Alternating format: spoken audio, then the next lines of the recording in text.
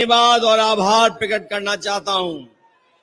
आप लोगों ने मिलकर के इस कार्यक्रम को सफल बनाने का काम किया है।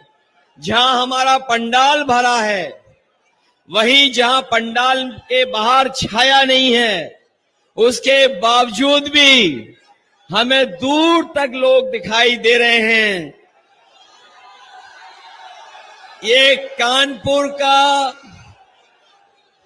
कानपुर का संदेश है कि इस बार इंडिया गठबंधन की न केवल जीत होने जा रही है, बल्कि हमारे दोनों प्रत्याशी अच्छे वोटों से परिणाम लेकर के लोकसभा में पहुंचने जा रहे हैं। ये गवर्नमेंट इंटर कॉलेज में कार्यक्रम हो रहा है। ये गवर्नमेंट इंटर कॉलेज में कार्यक्रम हो रहा है। यहीं पर तय हो जाएगा कि ये गवर्नमेंट इसके बाद पलट जाएगी। यही इंटर कॉलेज के मैदान से ऐलान हो रहा है कि गवर्नमेंट बदलने वाली है। और जिन लोगों ने पिछले 10 साल से न केवल झूठ बोला है, बल्कि अगर हम पीछे मुड़ के देखते हैं तो ब्रह्मांड का इतना झूठ किसी ने नहीं बोला होगा जितना भारतीय जनता पार्टी के लोगों ने बोला है। इनकी हर बात झूठी निकली, इनका हर वादा झूठा निकला। जो इन्होंने कहा, जो इन्होंने घोषणा पत्र में लिखा, वो कोई भी वादा इन्होंने 10 साल में पूरा नहीं किया। आज हम और आप चौथे चरण के चुनाव में आपसे सहयोग और समर्थन मांगने आए हैं। ये चौथा चरण बीच का चरण है। इससे पहले 3 हो चुके हैं। चौथे चरण के बाद 3 होने जा रहे हैं। ये चौथा चरण ही भारतीय जनता पार्टी का पूरा बैलेंस खराब कर देगा। और अब तो केवल 4 कदम हमें चलना है भारतीय जनता पार्टी की सरकार का सफाया करने के लिए। ये लोग जो किसानों की आय दोगुनी करना चाहते थे, न किसानों की आय दोगुनी हुई, न उन्हें खाद मिली तो बोरी से चोरी हो गई। और बहुत सारे साथी ये जानते होंगे, जिस तरीके से दबाव बना करके, ताली थाली बजा करके और हमारे लोगों को जबरदस्ती वैक्सीन लगवा दिया, उसी तरीके से इन्होंने हमारे किसानों को नैनो यूरिया खरीदवा दी, जिस नैनो यूरिया का कोई लाभ नहीं हुआ। और आज ये लोग कह रहे हैं कि हम वैक्सीन वापस ले लेंगे। बताओ, जो वैक्सीन शरीर में चली गई, उस वैक्सीन को वापस कैसे लोगे? कैसे वापस होगी वैक्सीन? और जो लोग वैक्सीन लगवा करके सर्टिफिकेट रखे होंगे अपने घर पर, वो जब सर्टिफिकेट देखते होंगे तो बड़े मायूस हो जाते होंगे। जिनके पास भी सर्टिफिकेट होगा, बताओ ये उन्हें वो वोट देने जा रहे हैं इनको कि नहीं जा रहे हैं? न केवल ये हमारी आपकी जान के पीछे पड़े हुए थे, संविधान के भी पीछे पड़े हुए हैं। न केवल हमारी जान के पीछे पड़े हैं, बल्कि संविधान के पीछे भी पड़े हैं। और जो लोग कहते थे डबल इंजन की सरकार है, डबल इंजन की, इनके होर्डिंग आपने देखे होंगे। डबल इंजन वालों के ही सरकार का होर्डिंग से एक इंजन गायब है। और जो यहां का खटारा इंजन है, और इनका भी जो लड़ रहा है खटारा इंजन, वो पहले से ही गायब है। और जब वोट पड़ेगा तो जो अकेला इंजन दिखाई दे रहा है होर्डिंग पर, वो भी गायब हो जाएगा, वो भी दिखाई नहीं देगा।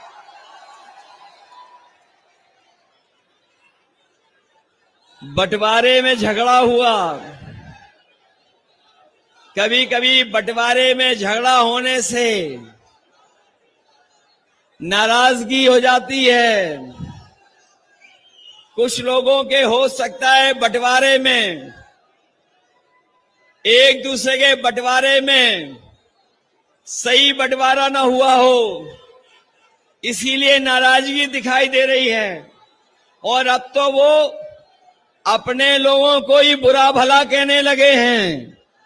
जो लोग अपने लोगों को ही बुरा भला कहने लगे होंगे, तो सोचो जब 7 चरणों का चुनाव खत्म होगा तो परिणाम क्या होगा। और वो जानते हैं कि जनता का गुस्सा 7वें आसमान पर है, 7वें चरण तक इनका सफाया होना तय है।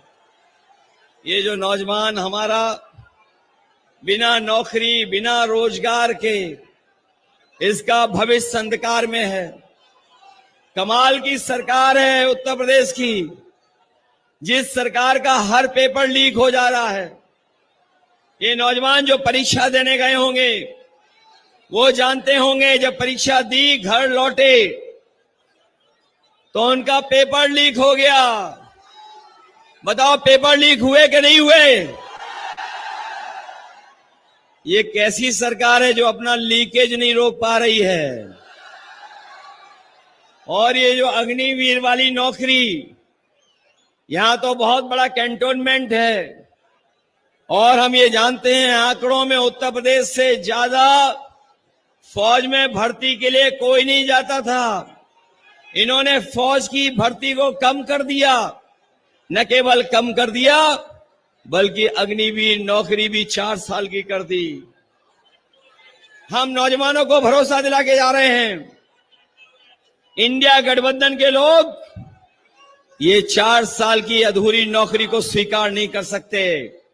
सरकार बनेगी तो अग्निवीर वाली व्यवस्था हमेशा हमेशा के लिए खत्म हो जाएगी। ये हमारा कानपुर जो इंडस्ट्रियल टाउन रहा, जहां के उद्योगपतियों ने, उद्योग चलाने वालों ने, कारोबार करने वालों ने अपनी मेहनत से, अपनी काबिलियत से एक कानपुर की पहचान बनाई। जो सरकार को मदद करनी चाहिए वो सरकार ने मदद नहीं की। चाहे वो एमएसएमई हो, चाहे बड़े उद्योग कारखाने हो, उनके साथ भेदभाव करने का काम भारतीय जनता पार्टी की सरकार में हुआ है। एक समय था यहां पर मिलें चला करती थी, मिलें चल करके न जाने कितने लोगों का रोजगार और नौकरी और घर चलता था। लेकिन इस सरकार ने कोई कदम नहीं उठाया, न केवल मिलों को भी नहीं शुरू किया। सुनने में आ रहा है कि ये लोग लेबर कॉलोनियों को भी हड़पना चाहते हैं। लेबर कॉलोनियों को हड़प करके न जाने कौन सी नई चीज बनाना चाहते हैं। हम समाजवादी लोग कभी इन बातों को स्वीकार नहीं कर सकते हैं। यही कानपुर के लोग जानते होंगे, आज जो बिजली आ रही है वो समाजवादियों की देन है। ये जो बड़े बड़े कारखाने लगे हैं, चाहे वो पनकी का हो, और मुझे याद है जिस समय कांग्रेस पार्टी की सरकार थी दिल्ली में, उस समय यहीं के सांसद मंत्री थे, वो चाहते थे कि एक बिजली का कारखाना लग जाए। उत्तर प्रदेश में समाजवादियों की सरकार थी, हम लोगों ने पूरी सहमति देकर के मदद करने का काम किया। उसका परिणाम ये हुआ कि निवेली लिग्नाइट का सबसे बड़ा बिजली का कारखाना बन करके तैयार हो गया। ये सरकार बिजली नहीं बना रही, बिजली का बिल महंगा कर रहा है। बताओ जब बिल आता है तो आपको करंट लगता है कि नहीं लगता है? और इनकी सरकार में लीकेज के साथ साथ मीटर की भी रफ्तार बढ़ गई है। ये जो मेट्रो चल रही है ये समाजवादियों की देन है, समाजवादियों की देन है। इस कानपुर को हम लोग कामपुर बनाना चाहते हैं। काम ज्यादा हो लोगों के पास। कानपुर का तो अपना पहचान है ही है, लेकिन यहां के लोगों को काम मिले, कामपुर बन जाए, उस दिशा में हम लोग काम करेंगे।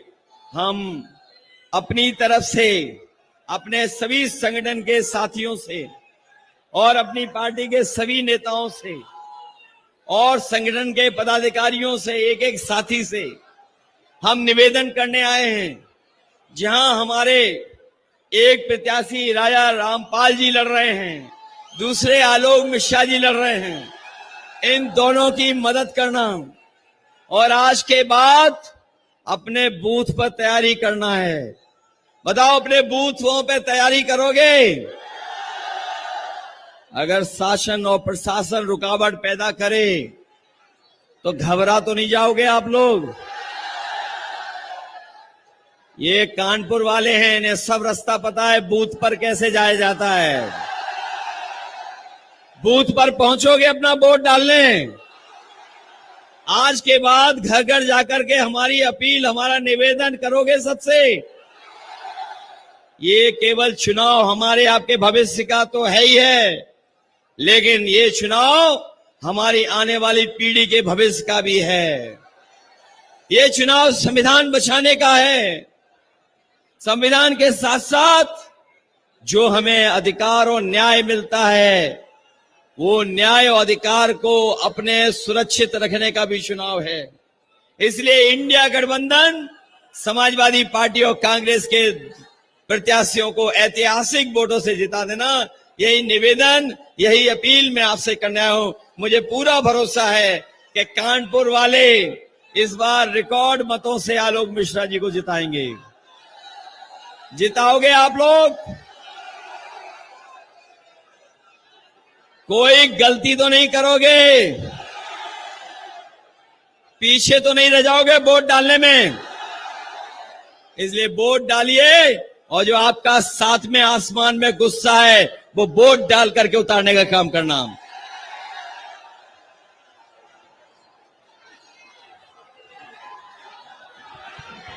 मैं आप सबसे हमारे नेता आदरणीय राहुल गांधी जी आप सबको संबोधित करेंगे। राहुल गांधी।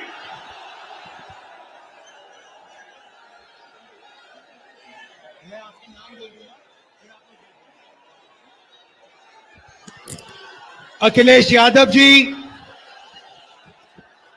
अविनाश पांडे जी, सुहासनी अली जी, नौशाद जी, हाजी फजल महमूद जी, अमिताभ बाजपेयी जी, हसन रूमी जी, हमारे कैंडिडेट्स आलोक मिश्रा जी, राजा रामपाल जी, स्टेज पे इंडिया गठबंधन के वरिष्ठ नेता, भाइयों और बहनों, इंडिया गठबंधन के कार्यकर्ता, बब्बर शेर,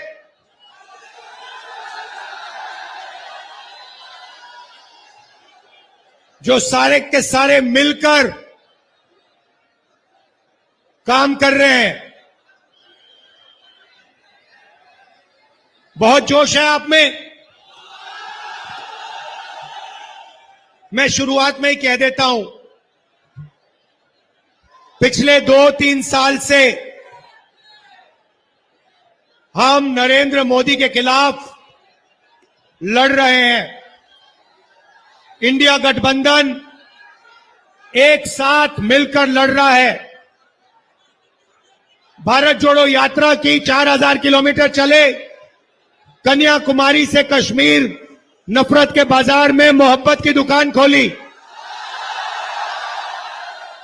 भारत जोड़ो न्याय यात्रा मणिपुर से महाराष्ट्र, लाखों लोगों से हमने बातचीत की, एक साथ चले, और जो हमारा मैनिफेस्टो बना है वो आपकी देन है, आपकी आवाज है, आपकी सोच है। भाइयों और बहनों, शुरुआत में मैं आपको कह देता हूं, जो बात आपको हिंदुस्तान की मीडिया कभी नहीं कहेगी, मगर जो बात सच है, 2024 4 जून नरेंद्र मोदी हिंदुस्तान के प्रधानमंत्री नहीं रहेंगे। आप लिख के ले लो, आप लिख के ले लो, नरेंद्र मोदी जी हिंदुस्तान के प्रधानमंत्री नहीं बन सकते हैं। हमने जो करना था, जो काम, जो मेहनत करनी थी, हमने कर दी है। अब आप देखना, उत्तर प्रदेश में हमारे गठबंधन को 50 से कम एक सीट नहीं मिलने वाली है, और बाकी देश में हर प्रदेश में हमने बीजेपी को रोका है। ये जो मीडिया वाले हैं, अदानी के हैं, ये सच्चाई नहीं बोलेंगे। ये हमारे भाई हैं, इनसे हम मोहब्बत करते हैं, प्यार करते हैं, मगर इनको सैलरी लेनी है बेचारों को, इसीलिए ये सच्चाई नहीं लिख सकते। बच्चे पालने हैं इनको। मगर अगर आप अभी इनके चेहरे देखोगे तो ये भी मुस्कुरा रहे हैं, क्योंकि इनको भी पता लग रहा है कि जो राहुल गांधी बोल रहा है वो सच है, और नरेंद्र मोदी प्रधानमंत्री नहीं बन रहा है। खत्म कहानी। जैसे अंग्रेजी में बोलते हैं गुड बाय, थैंक यू।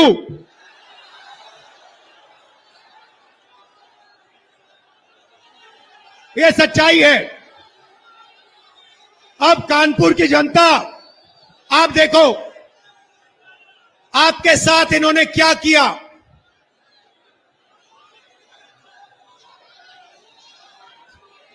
आप मैनचेस्टर कहलाए जाते थे,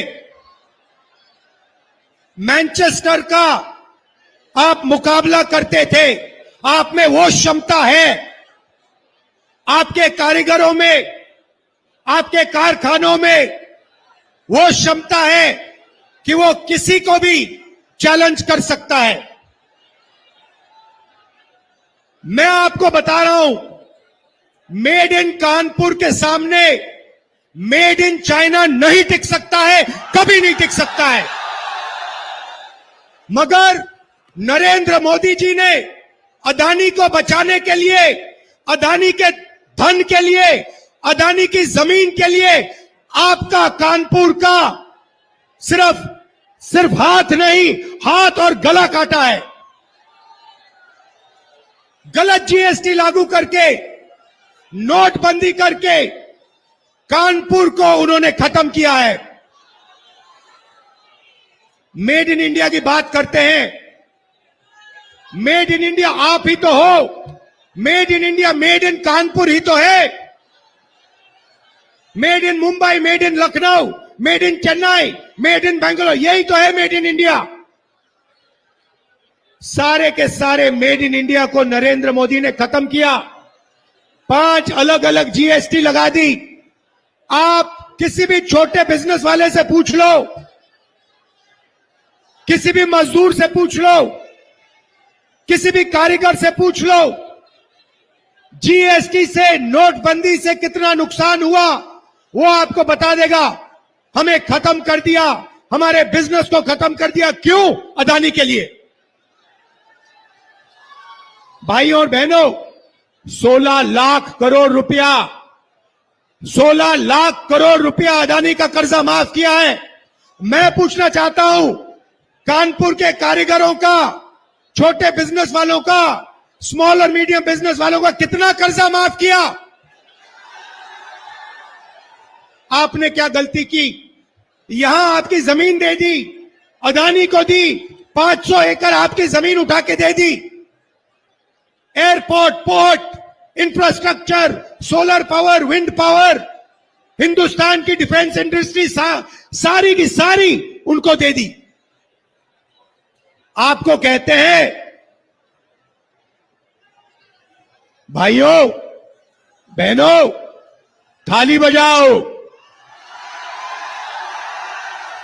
कोविड आता है, कोविड आता है, वेंटिलेटर नहीं है, ऑक्सीजन नहीं है, गंगा में लाशों के ढेर, और नरेंद्र मोदी की पार्टी कोविड वैक्सीन बनाने वालों से जब आप लोग मर रहे थे तब पैसा ले रहे थे।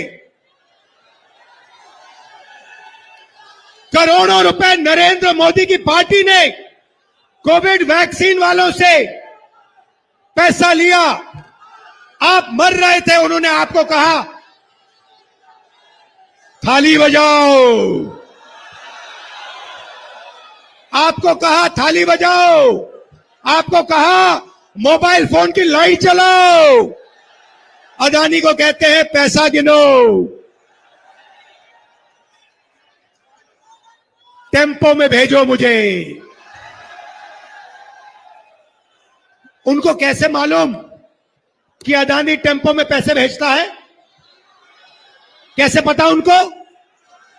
और भाइयों और बहनों, हिंदुस्तान के प्रधानमंत्री, नोटबंदी वाले प्रधानमंत्री ने बोला कि अदानी और अंबानी काला धन देते हैं। तो मोदी जी, अगर अदानी और अंबानी काला धन देते हैं तो आपने उन पर सीबीआई, ईडी की इंक्वायरी क्यों नहीं कराई? क्योंकि वो आपके मित्र हैं। उनके हवाई जहाज में आप खूब उड़े। 10 साल अदानी अंबानी का नाम नहीं लिया। मगर भाइयों और बहनों, मैंने छोड़ा नहीं। अदानी अंबानी, अदानी अंबानी। अंत में नरेंद्र मोदी, हिंदुस्तान का प्रधानमंत्री, कांपते हुए कहता है अदानी अंबानी का नाम पब्लिक में लेता है।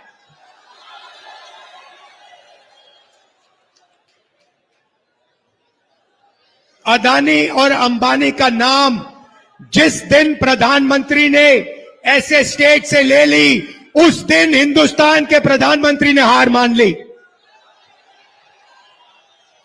मैं बता रहा हूं, आप लिख लो, मीडिया वाले लिख लो, नरेंद्र मोदी हिंदुस्तान का प्रधानमंत्री नहीं बन सकता है।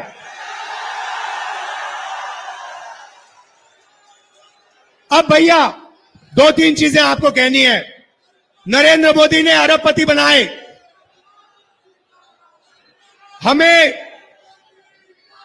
मेड इन चाइना का मुकाबला करना है। और मैं कानपुर के युवाओं से यह कहने आया हूं, और सिर्फ कानपुर नहीं, ऐसे हिंदुस्तान में बहुत शहर हैं जो मेड इन चाइना का मुकाबला कर सकते हैं, और उनमें से आप एक हो।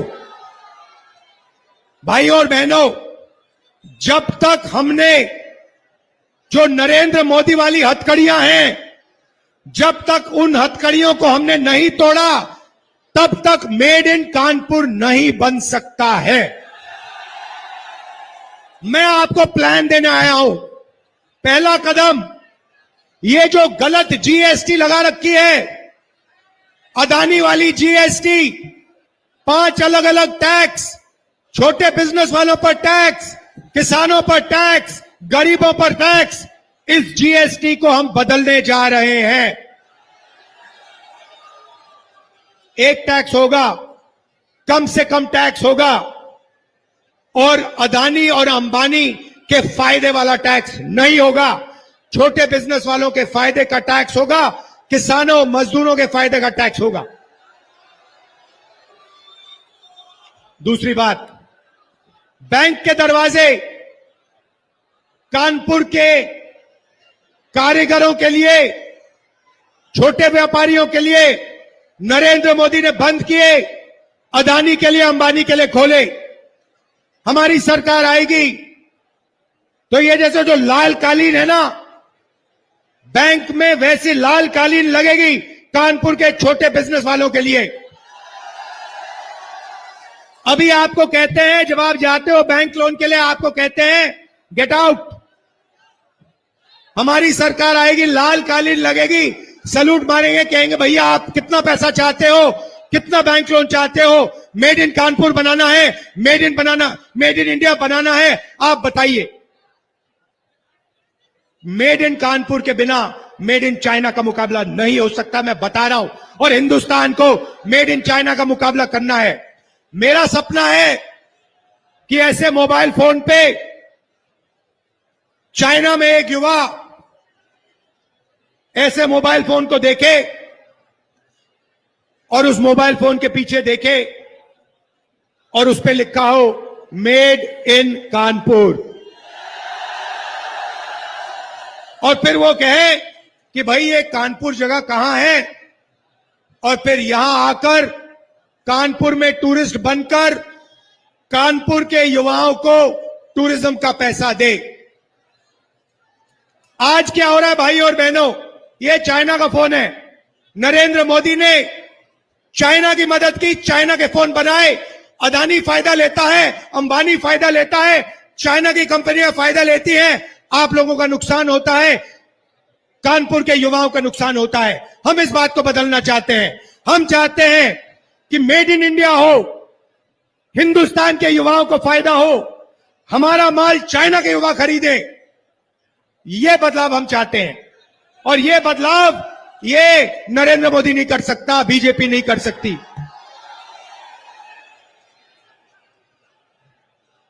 तीन चीजें हम करने जा रहे हैं। यहां महिलाएं आई हैं,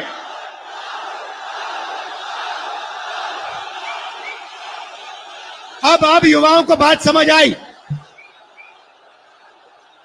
राहुल गांधी और अखिलेश यादव क्या करना चाहते हैं देश के लिए, अब आपको समझ आई बात।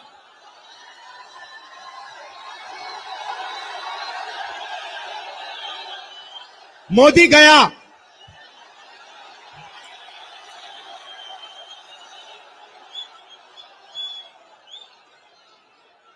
अब सुनिए, देखिए, यहां पे महिलाएं आई हैं, पुरुष भी आए हैं। मैं आपको कहना चाहता हूं, 21वीं सदी में आप भी काम करते हो, पुरुष भी काम करते हैं, महिलाएं भी करती हैं। आप भी मजदूरी करते हो, महिलाएं भी करती हैं। आप भी खेतों में काम करते हो, महिलाएं भी करती हैं। आप भी जॉब करते हो, महिलाएं भी करती हैं। मगर जॉब करने के बाद जो हमारी माताएं बहनें हैं, वो घर में 8 घंटा एक्स्ट्रा काम करती हैं। अब आपने ताली नहीं बजाई। वो अगर आप 8 घंटा काम करते हो, वो 16 करती हैं। अगर आप 10 करते हो, वो 20 करती हैं। और वो देश के भविष्य की रक्षा करती हैं। इसीलिए हम महालक्ष्मी योजना ला रहे हैं।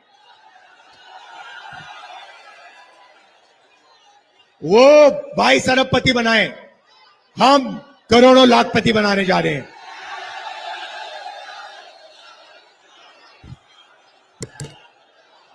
हिंदुस्तान के सारे गरीब परिवारों की लिस्ट बनेगी। हर परिवार में से एक महिला का नाम चुना जाएगा। उस महिला के बैंक अकाउंट में 10,000 नहीं, 20 नहीं, 30 नहीं, 40 नहीं, 50, 60, 70, 80, 90 हजार नहीं, 1 लाख रुपए बैंक अकाउंट में जाएगा। भाई और बहनों, 1 तारीख को हजारों लाखों परिवार अपने बैंक अकाउंट को देखेंगे और ठकाठक 8,500 रुपए अंदर। ये क्या समझ रखा है नरेंद्र मोदी ने कि यही पैसा बांट सकता है, ये अदानी को दे सकता है, ये अंबानी को दे सकता है, तो हम हिंदुस्तान के गरीब लोगों को दे सकते हैं। मीडिया वाले कहते हैं देखो मनरेगा दिया, मीडिया में सारे के सारों ने कहा देखो ये गरीबों को बिगाड़ रहे हैं। हमने कर्जा माफी की किसानों की, कहते हैं देखो किसानों को बिगाड़ रहे हैं। अदानी का कर्जा माफ होता है, मीडिया वाले कहते हैं देखो देखो विकास हो रहा है। अंबानी को जमीन मिलती है किसानों की 1000 एकड़ 2000 एकड़, कहते हैं देखो देखो विकास हो रहा है। अब आपको जो कहना है कह लो, हमें कोई फर्क नहीं पड़ता। मोदी जी की जितनी फोटो दिखानी दिखा दो, दिन भर चलाओ।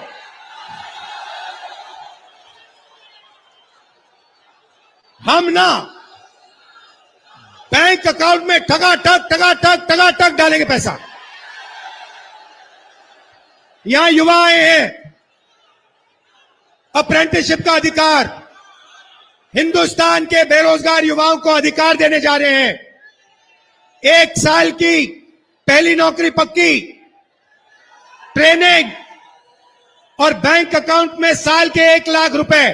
पब्लिक सेक्टर, प्राइवेट सेक्टर, सरकारी अस्पतालों में, सरकारी कॉलेजेस, यूनिवर्सिटी में आपको पहली नौकरी पक्की मिलेगी 1 साल की। ये जो नरेंद्र मोदी ने दीवार बना रखी है ना, बेरोजगार की दीवार, इसको हम उड़ा के फेंक देंगे। आपसे कहते हैं भाई और बहनों, अदानी से कहते हैं, अदानी जी क्या चाहिए आपको? आपको जमीन चाहिए, आपको हिंदुस्तान की रेलवे चाहिए, आपको एयरपोर्ट चाहिए, आपको आर्मी चाहिए, आपको अग्निवीर चाहिए, लो। और आपको कहते भैया पकौड़ा बनाओ,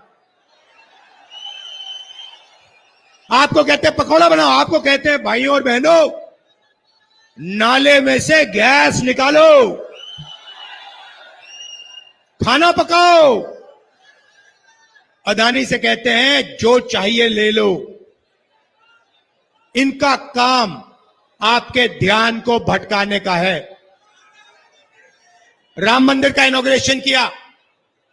मैं आपसे पूछना चाहता हूं, राम मंदिर में आपने अमिताभ बच्चन ये सब देखे ना? देखे?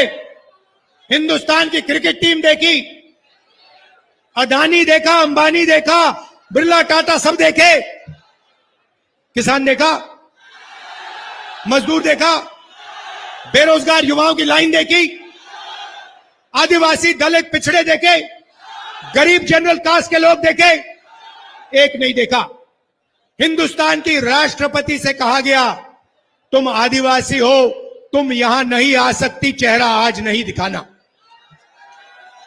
मैंने बात उठाई, मैंने कहा हिंदुस्तान के राष्ट्रपति को आपने राम मंदिर के इनॉग्रेशन में नहीं भेजा। 2-3 बार मैंने कहा, फिर नरेंद्र मोदी ने स्पेशल एयरक्राफ्ट से उनको राम मंदिर भिजवा दिया। पार्लियामेंट खुलता है, पूजा होती है, उधर आपको एक पिछड़े वर्ग का व्यक्ति नहीं मिलेगा, एक दलित नहीं मिलेगा, एक आदिवासी नहीं, एक किसान नहीं, एक मजदूर नहीं। और पार्लियामेंट के इनॉग्रेशन में आपको हमारी राष्ट्रपति का चेहरा नहीं दिखा। कैसा हिंदुस्तान है? अरबपतियों का हिंदुस्तान। ऐसा हिंदुस्तान नहीं चाहते हम किसानों की, गरीबों की, दलितों की, पिछड़ों की, आदिवासियों की, माइनॉरिटीज की, गरीब जनरल कास्ट की मदद करने वाला हिंदुस्तान, वो हिंदुस्तान चाहते हैं। किसानों को नरेंद्र मोदी ने इतनी बुरी तरह मारा पिछले 10 साल। हम किसानों को गारंटी करके कानूनी जीएसटी देंगे, उनका कर्जा माफ करेंगे। ले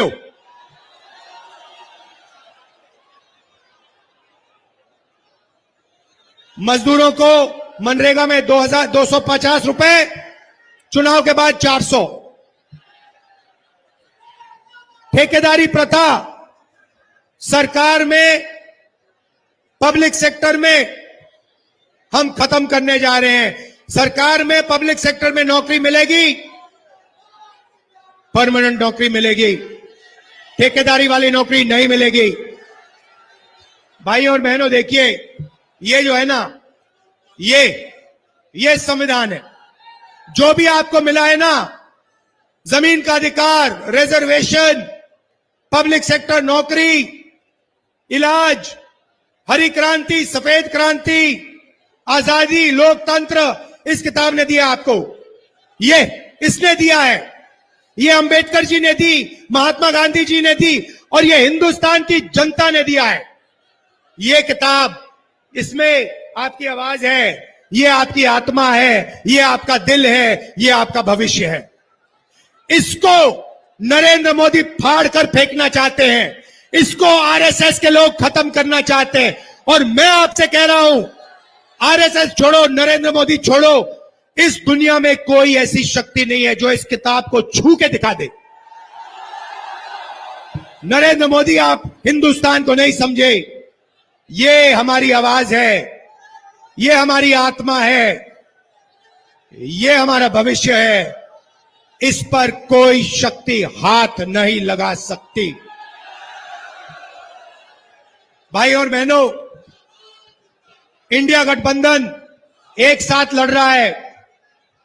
यहां अखिलेश जी बैठे हैं, समाजवादी के नेता, कांग्रेस पार्टी के नेता, बाकी पार्टियों के नेता, हमारे सारे के सारे कार्यकर्ता एक बन गए हैं। आमतौर से क्या होता है, आप जंगल में जाते हो, एक बब्बर शेर दिखता है, दूसरा बब्बर शेर उसके पास कभी नहीं आता।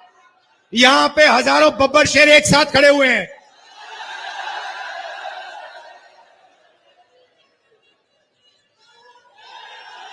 अभी ये शिकार करने निकलेंगे। आरएसएस बीजेपी के विचारधारा का शिकार होगा। भाई और बहनों, दिल लगा के लड़ना है। इसके लिए, रिजर्वेशन के लिए, संविधान के लिए, हिंदुस्तान के भविष्य के लिए, किसानों के लिए, मजदूरों के लिए, पिछड़ों, दलितों, आदिवासियों के लिए, गरीब जनरल कास्ट, माइनॉरिटी के लिए, सब मिलकर हम लड़ेंगे। अदानी की सरकार हटानी है, नरेंद्र मोदी की सरकार हटानी है। दिल से आपका धन्यवाद करता हूं। नफरत के बाजार में मोहब्बत की दुकान खोल दी आप लोगों ने। धन्यवाद। जय हिंद।